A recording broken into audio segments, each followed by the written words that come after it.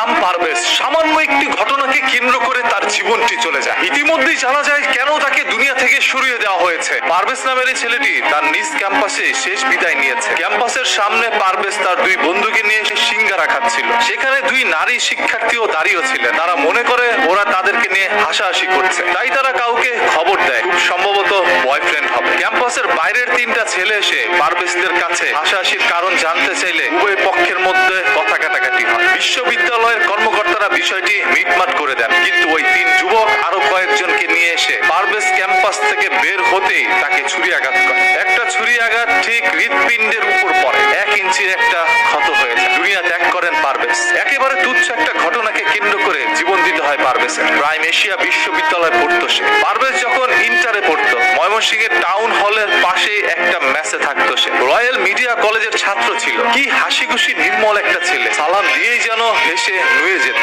এই হাসি তার জন্য কাল হলো। পারভেজের এই বিদায়ের মাধ্যমে তাদের ক্ষমতা প্রদর্শন করেছে। এই জঘন্যতম ঘটনার দ্রুত বিচার নিশ্চিত করুন। ভিডিও ফুটেজ আছে অসংখ্য প্রত্যক্ষদর্শীর সামনে। সে চির নিদ্রায় ঘুমিয়ে গিয়েছে। এখনো তার হত্যাকারীকে গ্রেপ্তার করা হয়নি। সে দাবি বুয়েটের ছাত্র না, এই জন্য কেউ চুপ থাকবেন না। সবাই আসামির বিচারের দাবি তুলুন। এই দেশের মধ্যে আবার দাবি না তুললে কারো বিচার হয় না। মানুষের জীবন নেওয়া এই দেশে এতটাই সহজ হয়ে গেল, যে খুশি যার জীবন নিয়ে যাবে। পারভেজের বাবা একজন প্রবাসী। সেই প্রবাসের মধ্যে বসে কঠিন পরিশ্রম করে পারভেজকে তিনি বাংলাদেশের মধ্যে পড়াশোনা করেছেন। মানুষের মতো মানুষ করে গড়ে তোলার জন্যই তার বাবার এই কঠিন পরিশ্রম। তবে আজকে হঠাৎ করে একটি আলো যেন নিভে গেল।